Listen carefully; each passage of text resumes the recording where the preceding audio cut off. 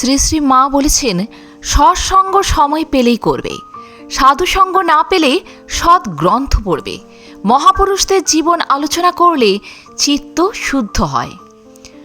শ্রীরামকৃষ্ণ স্বয়ং এই ধরনের পাঠ ও আলোচনার যে বিশেষ পক্ষপাতী ছিলেন তা তার শরীর যাবার পরের একটি ঘটনায় হৃদয়ঙ্গম হয়। ঘটনাটি এই: আশুতোষ রায় নামে এক ভদ্রলোক সাধু দর্শন করবার জন্য দক্ষিণেশ্বরে ঠাকুরের কাছে কখনো কখনো যেতেন। তিনি পাতলা ও বেটে ছিলেন। ঠাকুর তাকে ঝুনো সর্ষে বলে ডাকতেন। ঠাকুরের দেহ যাবার অনেক বছর পর যখন তিনি শিলংয়ে চাকরি করেন, সেই সময় ঠাকুরের বিশেষ ভক্ত হন। শিলংয়ে এদের একটি সমিতির মতো ছিল, সেখানে কথামৃত প্রভৃতি পাঠ হতো। এরপর তাদের ঢাকায় বদলি হয়। ঢাকায় আগে থেকেই একটি সমিতি থাকায় শিলং থেকে এসে ভক্তেরা সেখানেই যোগ দেন।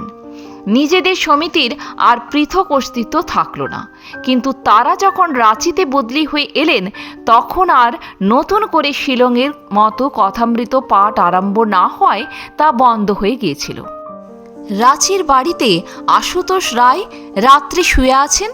হঠাৎ কার ডাকে তার ঘুম ভেঙে যেতেই শোনেন যে কে ডাকছে ও ছুনে সর্ষে। অবাক হয়ে তিনি ভাবছেন, আমার এ নাম তো কেউ জানে না, শুধু ঠাকুর ডাকতেন। দরজা খুলে দেখলেন ঠাকুর রাস্তায় দাঁড়িয়ে, গেরুয়া পরা, খড়ম পায়ে এবং হাতে চিমটে।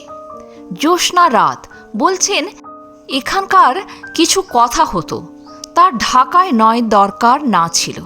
এখানে ওটি বন্ধ কেন করলে? ওটি করো না বলে অন্তর্ধান হলেন। ভারতের বিভিন্ন অঞ্চলে তো বটেই, এমনকি বিদেশেও কোনো কোনো জায়গায় ঠাকুরের ভক্তেরা নিয়মিত পাঠচক্রের আয়োজন করেন এবং সেখানে নানাভাবে রামকৃষ্ণ চর্চা করেন। বলা বাহুল্য, রামকৃষ্ণ বিষয়ক স্বাধ্যায়ের ক্ষেত্রে এই পাঠচক্রগুলি মূল্যায়ন ভূমিকা পালন করে।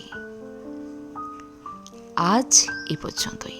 তত্ত্বটি পেয়েছি রামকৃষ্ণ চেতনা গ্রন্থ থেকে, পৃষ্ঠা নাম্বার 53 থেকে 54। প্রণাম ঠাকুর। আজ এ পর্যন্তই। ভালো থাকবেন, সুস্থ থাকবেন। যদি ভিডিওটি ভালো লাগে একটা লাইক অবশ্যই করে যাবেন। আর আপনি যদি নতুন এসে থাকেন আমার চ্যানেলটিকে সাবস্ক্রাইব করে বেল আইকনটি প্রেস করতে ভুলবেন না। সবার আগে বেলা 3টায় পৌঁছে যাবে আমার ভিডিওগুলি আপনার কাছে প্রতিদিন। ধন্যবাদ।